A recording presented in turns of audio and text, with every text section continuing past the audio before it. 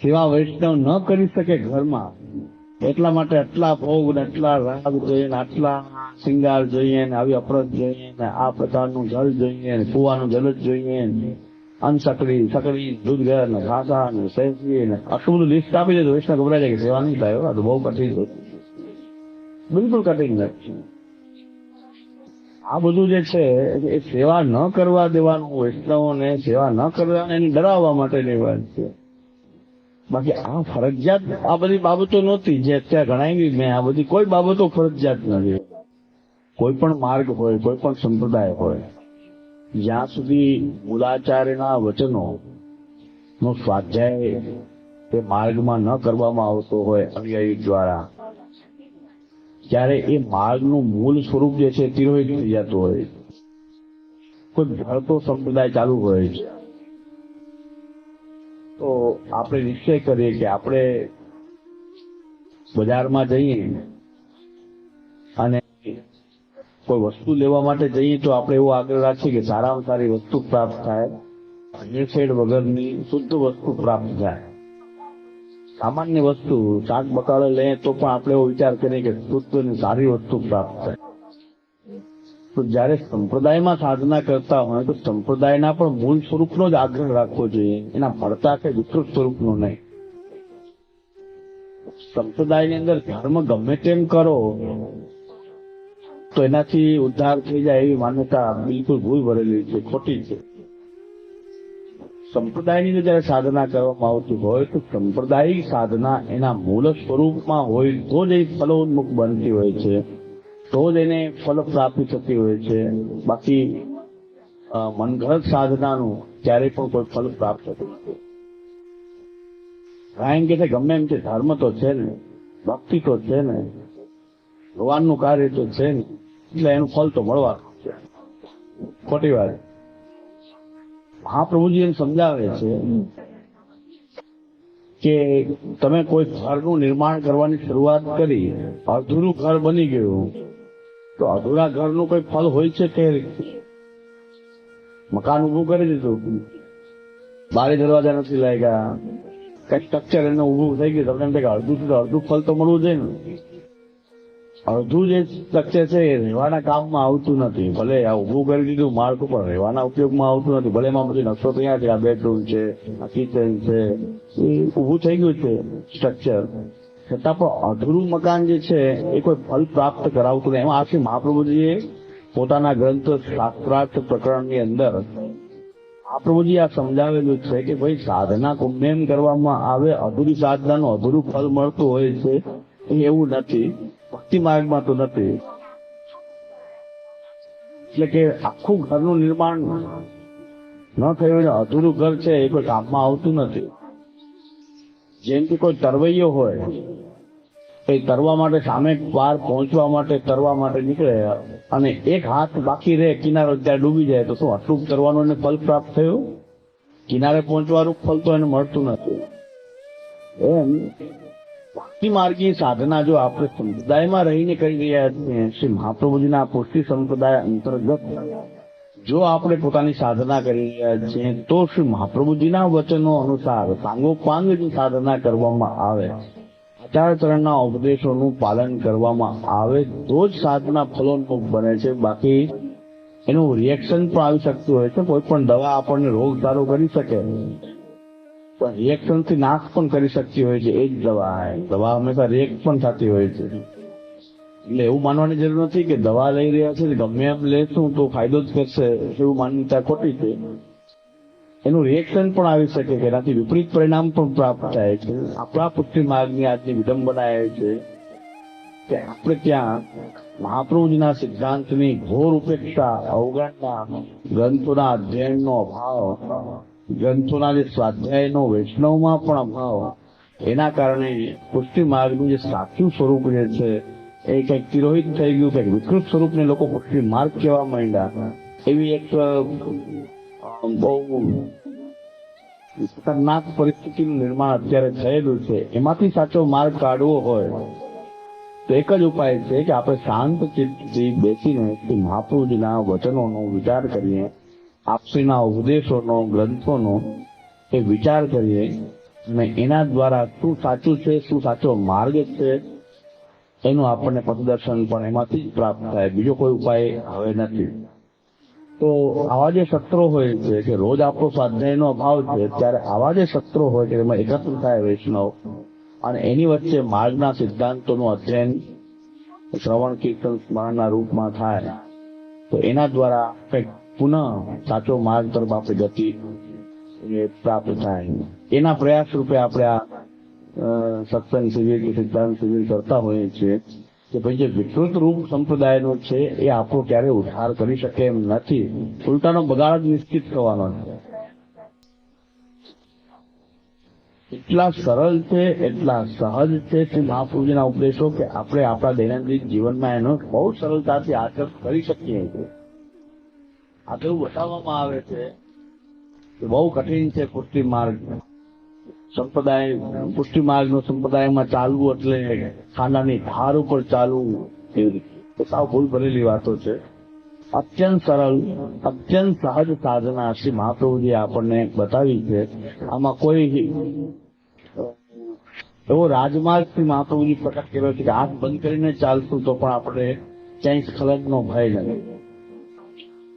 પણ એવી ગેરમાન્યતા ઉભી કરતા કે બહુ કઠિન છે પુષ્ટિ માર્ગમાં ચાલવું. પુષ્ટિ માર્ગમાં ચાલવું જરા પણ કઠિન નથી, એકદમ સરળ, સહજ અને આપણા દૈનિક જીવન સાથે આનંદથી આપણે પુષ્ટિ માર્ગના ધર્મોનું પાલન કરી શકીએ એટલો સહજ અને સરળ માર્ગ છે પુષ્ટિ માર્ગ. કદાચ બીજા મર્યાદા માર્ગની સાધનાઓ કદાચ કઠિન હશે, એનાથી પણ સરળ સાધના પુષ્ટિ માર્ગની છે. પણ આવશ્યકતા છે, નિષ્ઠાની આવશ્યકતા છે. નિષ્ઠા છે કે આપણે શ્રી મહાપ્રભુજીના વચનોને જાણીને અને મહાપ્રભુજી જે આજ્ઞા કરી છે એ મારાથી જે થઈ શકે એનું મારે પાલન કરવું છે અને એનાથી વિરુદ્ધ વસ્તુનો મારે ત્યાગ કરવો છે. એક નિષ્ઠાની ખાલી આવશ્યકતા છે, બાકી કોઈ આવશ્યકતા. સંપ્રદાયમાં એક નિષ્ઠા ઉત્પન્ન થાય મહાપ્રભુજી પ્રત્યે. અમારા લોકો પ્રત્યે વૈષ્ણવમાં ખૂબ નિષ્ઠા છે, મહાપ્રભુજી પ્રત્યે નથી. એ પાછું એનું રિએક્શન છે. હા, લોકોને હજી પોતાના ગુરુદેવ, ગુરુ દીક્ષાદાતા ગુરુ એના પ્રત્યે બહુ ભાવ અને નિષ્ઠા છે. એટલી નિષ્ઠા મહાપ્રભુજીમાં નથી, એ મોટી ખામી છે. પહેલી નિષ્ઠા આપણી શ્રી મહાપ્રભુજી પ્રત્યે હોવી જોઈએ અને એના કારણે દીક્ષાદાતામાં હોય તો કોઈ વાંધો નથી. તો પહેલી નિષ્ઠાથી આચારચરણમાં હોય અને એનો અભાવ આપણને સદંતર જોવા મળે છે. કારણ કે એવી પરિસ્થિતિ થાય છે કે દીક્ષાદાતા ગુરુ મહાપ્રભુજીના સિદ્ધાંત વિરુદ્ધ વાતો કરે તો વૈષ્ણવ એનું પાલન કરતા હોય છે, ગુરુદેવની આજ્ઞા માની. ત્યારે સમજવાનો વિષય એ છે કે પહેલા આચારચરણ છે, માર્ગના પ્રવર્તક ગુરુ એ સૌથી પહેલા છે અને ત્યાર પછી એના વંશ તરીકે દીક્ષાદાતાઓનો સ્થાન આવતું હોય છે. ખાલી મહાપ્રભુજીમાં નિષ્ઠા હશે, આપણા મૂળ ગુરુ શ્રી આચાર્યમાં નિષ્ઠા હશે તો કોઈ પણ કાળની અંદર પુષ્ટિ માર્ગનું આચરણ કરવું એકદમ સહજ સરળ છે. બહુ સરળ માર્ગ છે પુષ્ટિ માર્ગ. પુષ્ટિ માર્ગની સેવા પણ બહુ સરળ છે. સેવાના નામે જે આડંબર ઉભું કરવામાં આવ્યું એના કારણે આપણને સેવા કઠિન લાગશે. કોઈ સેવા બહુ સરળ અને સહજ સેવા. સેવામાં કોઈ કઠિનતાની વાત જ નહીં. તમે ઘરમાં જેમ જીવો છો એમ પ્રભુ સાથે જીવવાની એક પ્રક્રિયા એ સેવા. આપણું કોઈ દૈનંદિન જીવન જે છે ડિસ્ટર્બ થતું નથી અને તમે તમારા જીવન સાથે પ્રભુની સાથે જીવવા માંડો એ પ્રકારની જે પ્રક્રિયા એને સેવા કહેવાય. આ તો રાગ ભોગ શૃંગારના આડંબર એટલા બધા આપણે ઉભા કર્યા છે કે એને જ આપણે સેવા માનીએ છીએ. ત્યાં આપણને સેવાનું સાચું સ્વરૂપ એ નથી કે ખાલી રાગ ભોગ અને શૃંગાર વાળું ખૂબ મોટા પ્રમાણ વૈભવ વાળી સેવા હોય. સેવા છે કૃષ્ણ પ્રત્યેનો આપણો જે અંદર રહેલો જે સ્નેહ છે, ભાવ છે, એનું પ્રગટીકરણ એ સેવા છે. પ્રભુ પ્રત્યેની આપણી જે ભાવના, જે સ્નેહ, જે પ્રેમ, એનું જે અભિવ્યક્તિ કરવી ક્રિયામાં એને સેવા કહેવાય. તો એ કઈ પણ થોડું આપણને સ્નેહ છે, ભાવ છે, એને આપણે અભિવ્યક્ત કરીએ છીએ ભગવત સેવાના માધ્યમથી. ભક્તો ભાવોની ભાવના કરીને, શ્રી મહાપ્રભુજી, શ્રી ગોપીનાથજી, ગુસાઈજીના ભાવોની ભાવના કરીને ભગવત સ્વરૂપ સાથે આપણું દૈનંદિન જીવનને જીવવું. જેમ અવતાર કાળમાં બ્રજભક્તો ગોપબાલકો યશોદાજી હૃદરાયજી બ્રજભક્તો સ્વામિનીઓ જેમ ભગવાન સાથે દૈનંદિન જીવન જીવતા હતા એવા પ્રકારની પ્રક્રિયા આપણને ભગવત સેવાના રૂપમાં શ્રી મહાપ્રભુજીએ આપણને આપી છે. તો આપણે એની સેવા વૈષ્ણવ ન કરી શકે ઘરમાં, એટલા માટે આટલા ભોગ ને આટલા રાગ જોઈએ ને આટલા શિંગાર જોઈએ ને આવી અપરસ જોઈએ ને આ પ્રકારનું જલ જોઈએ ને કુવાનું જલ જ જોઈએ ને સકડી દૂધ ઘર ને ઘાસા ને શેષી ને આટલું બધું લિસ્ટ આપી દે તો વૈષ્ણવ ગભરાઈ જાય કે સેવા નહીં થાય. આ તો બહુ કઠિન છે, બિલકુલ કઠિન નથી. આ બધું જે છે એ સેવા ન કરવા દેવાનું, વૈષ્ણવોને સેવા ન કરવા એને ડરાવવા માટેની વાત છે. બાકી આ ફરજિયાત આ બધી બાબતો નહોતી જે અત્યારે ગણાવી મેં. આ બધી કોઈ બાબતો ફરજિયાત નથી. રાગ ભોગ શૃંગાર સકડી દૂધઘર ખાતા શેરથી ફરજિયાત બાબતોમાં નથી આવતી. જેનાથી સહજ રીતે નભતું હોય તો નભાવતા હતા એ પ્રકારની પ્રક્રિયા હતી. મૂળ વસ્તુ આવશ્યક હતી કે તમે કૃષ્ણ સાથે, ભગવાન શ્રી કૃષ્ણ સાથે સર્વસમર્પણ પૂર્વક જીવી શકો છો કે નહીં, તમે ઠાકોરજી સાથે જીવી શકો કે નહીં. તમે જેમ પોતાના પરિવાર સાથે જીવો, જેમ પોતાના પુત્ર કે પતિ સાથે જીવો કે પત્ની સાથે જીવો, મિત્ર સાથે જીવો, એમ તમે કૃષ્ણ સાથે જીવવાનો કઈ મનોરથ ધરાવો છો કે નહીં, એ મૂળ આવશ્યકતા છે. આ ખાસા છે કે દુર્ગર અંતકી સકડી રાગ ભોગ શૃંગાર બધી પાછળની વાતો છે, મહત્વની બાબતો નથી. મહત્વની બાબતો એની કૃષ્ણ સાથે, ભગવાન શ્રી કૃષ્ણ સાથે તમે પોતાનું જીવન યાપન કરો, આલોક પરલોક સહિત એને સમર્પિત થઈ શકો છો કે નહીં. સમર્પણનો સિદ્ધાંત એ છે કે મારું કંઈ જે કંઈ પણ છે પ્રભુની સેવા છું એને સમર્પિત કરું છું. જે છે રાગભોગ છે તો સમર્પિત કરો, ન છે તો નથી સમર્પિત. તો મૂળ વસ્તુની આવશ્યકતા હતી ભાગવત સમર્પણ પૂર્વક, આલોક અને પરલોકના સમર્પણ પૂર્વક કૃષ્ણ સાથે આપણે જીવન જીવવું. જેમ બ્રજભક્તો જીવતા હતા. બ્રજભક્તો પાસે કેવો રાગભોગ શિંગાર હતો, બ્રજભક્તો પાસે કોઈ અનુકૂળતા ક્યાં, કેવી સેવા કરતા હતા બ્રજભક્તો. તો પ્રભુ એને આમ ન કરવા જોઈએ. બીજું બાજુ આપણે પિનલ કોડ એવી ઉભી કરી છે, આમ ન થાય તો આમ અપરાધ પડી જાય છે, આમ ન થાય તો આમ અપરાધ પડે. સેવામાં અપરાધની ગણતરી કરવામાં આવે છે. આમ કરશો તો અપરાધ થશે. જો તમારો હાથ અંતકડીનો હાથ દુર્ઘરમાં લાગી ગયો તો અપરાધ, સકડીનો હાથ પાછો ક્યાંય દુર્ઘર અંતકડીમાં લાગી ગયો તો અપરાધ, અંતશાદી એમાં કઈક ભૂલ થઈ ગઈ તો અપરાધ. વૈષ્ણવ સવારથી સાંજ સુધી અપરાધ થયા કરતા સેવા કરવી શું કામ? પણ એ ન બોલવામાં આવે કે બ્રહ્મ સંબંધ લીધા પછી સેવા ન કરવી સૌથી મોટો અપરાધ. એ કેમ નથી બોલતા? સેવા ન કરવી એનાથી મોટો અપરાધ એ નથી પાછા. આ બધા તો ક્ષુદ્ર અપરાધ છે કે નિવૃત્ત થઈ શકે. તો બ્રહ્મ સંબંધ લઈને ભગવત સેવા જ ન કરવી, પ્રતિજ્ઞા કરીને ફરી જવું. પ્રતિજ્ઞા કરી કે તો હું આપનો દાસ છું અને દાસત્વનો નિર્વાહ તો સેવાથી જ થશે. દાસત્વનો નિર્વાહ સેવા વિના કેવી રીતે થઈ શકે? તો સૌથી મોટો અપરાધ તો એ કે ભગવત બ્રહ્મ સંબંધ લઈ અને ભગવત સેવા ન કરવી. એનાથી મોટા અપરાધ કે સેવામાં થવાના જ નથી. ભગવત સેવા કરવાથી કોઈ અપરાધ નહીં થાય, ન કરવાથી અપરાધ થાય છે. એ આપણે વસ્તુ ક્યારેય બતાવતા હોતા નથી. એટલે મારો પ્રયાસ એ છે, સેવા પણ એટલી સહજ છે કે સેવા ન નમતી હોય તો પુષ્ટિ માર્ગી તરીકે જીવન યાપન કરી શકો છો. એવા બીજા ઉપાયો પણ મહાપ્રભુજી અનુકલ્પો, ભગવત સેવાથી પુષ્ટિ માર્ગમાં રહી શકાય એવું નથી. બીજા અનુકલ્પો પણ મહાપ્રભુજી ત્યાં સ્પષ્ટ કર્યા છે. સેવા સિવાયના અનુકલ્પો કે ભગવત સેવા માટે તમારી જે માનસિક તૈયારી નથી, કોઈ પારિવારિક, કોઈ વ્યવહારિક કોઈ પણ અડચણો છે તો પણ તમે પુષ્ટિ માર્ગી તો બની શકો છો. સરળતાથી તમે પુષ્ટિ માર્ગી ધર્મોનું આચરણ કરી શકો છો. એવા ઉપાય પણ અનુકલ્પો આપણે ત્યાં વિદ્યમાન છે. કથાનો, ભગવત પૂજનનો, શરણાગતિનો, આ બધા અનુકલ્પો આપણી પાસે વિદ્યમાન છે. તો સરળતાથી, સહજતાથી પુષ્ટિ માર્ગી જીવનનું આચરણ કેમ ન થઈ શકે? તો ભગવત સેવાનો પ્રકાર તો છે જ, સાથે સાથે ન નભી શકે તો એના માટે ભગવત પૂજન છે, કથા ભક્તિ છે, શરણાગતિ છે. જેનાથી કાંઈ નભી શકે એમ નથી, ન સેવા ન કથા. તો પણ એ પુષ્ટિ માર્ગમાં ચિત્ત રહી શકે. પુષ્ટિ માર્ગમાં એના પગ તો ચિત્ત થઈને તો રહી શકે છે, એવો ઉપાય ભગવત શરણાગતિ છે. તો ભગવત શરણાગતિથી પણ સેવા ન નભે, કથા ન નભે, તો પણ તમે પુષ્ટિ માર્ગમાં ચિત્ત તો રહી શકો છો. એ ઉપાય છે ભગવત શરણાગતિ.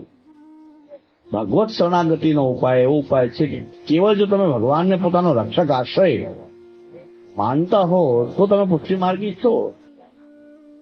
કેવલ એક કૃષ્ણ જ તમારો રક્ષક આશ્રય, કૃષ્ણ મહાપ્રભુજીમાં, ગુરુ ભાવ શ્રી મહાપ્રભુજીમાં અને કૃષ્ણમાં રક્ષક કે આશ્રય હોવાનો ભાવ પણ તમારી અંદર જો રહેલો છે અને એ આશ્રયના ભાવને તમે દ્રઢ કરતા રહેશો તો તમે પુષ્ટિ માર્ગથી ક્યારેય ભ્રષ્ટ તો નહીં થાઓ. પુષ્ટિ માર્ગમાં ટકીને રહી શકો. તો હવે આ તો કઈ સેવાય ના કરો, ના કથા કરો, ના પૂજન, કઈ ના બને તો કઈ નહીં. ભગવત શરણાગતિ પૂર્વક પણ પુષ્ટિ માર્ગી જીવન શક્ય છે. તો બધા સરળ ઉપાય છે. મહાપ્રભુજી બધો જ વિચાર કરેલો છે કે જે સેવા કરી શકે સેવા કરે, ન કરી શકે તો કથા કરે. કથા પણ નપતી હોય તો કેવલ ભગવત શરણાગતિ રાખે. તો ભગવત શરણાગતિ પૂર્વક રહેવું એ પુષ્ટિ માર્ગનો જેને કહે છે હરિરાય મહાપ્રભુ આજ્ઞા કરે છે કે અસ્માકમ સાધનમ સાધ્યમ શ્રી કૃષ્ણ શરણમ. અમારું સાધન અને સાધ્ય આ ભગવત શરણાગતિની ભાવના છે. શ્રી કૃષ્ણ શરણ. પુરુષોત્તમ સહસ્ત્રનામની અંદર શ્રી મહાપ્રભુજી આજ્ઞા કરે છે કે સિદ્ધિ શરણ સંસ્કૃતિ. ભગવાનના શરણની સ્મૃતિ સદૈવ રહેવી. સિદ્ધિ શરણ સંસ્કૃતિ. અસ્માકમ સાધનમ સાધ્યમ શ્રી કૃષ્ણ શરણમ. તો ભગવાન કૃષ્ણ જે છે મારો રક્ષક છે, આશ્રય છે, એવી ભાવના પણ જેના અંદર રહેલી છે એ પણ પુષ્ટિ માર્ગથી ક્યારેય વિમુક્ત થતા નથી, બહિર્મુક્ત થતા નથી. આવશ્યકતા એટલી જ છે કે દવા તો દવાનું કામ કરે છે, પણ પરેજી જે છે બહુ મહત્વની છે. આયુર્વેદની અંદર દવા થોડીક હોય છે અને પરેજી વધારે હોય છે. દવા થોડીક જ આપવામાં આવે, પણ દવા કેટલી અસર કરશે એનો આધાર તમે એની પરેજી કેવી રાખો તો એના ઉપર છે. પુષ્ટિ માર્ગને એવું છે કે સિદ્ધાંત બધા સરળ છે, પરેજી બહુ પાડવી જરૂરી હોય છે, નહીં દવા કામ કરતી નથી. પરેજી એ છે બહુ લાંબી પરેજ નથી.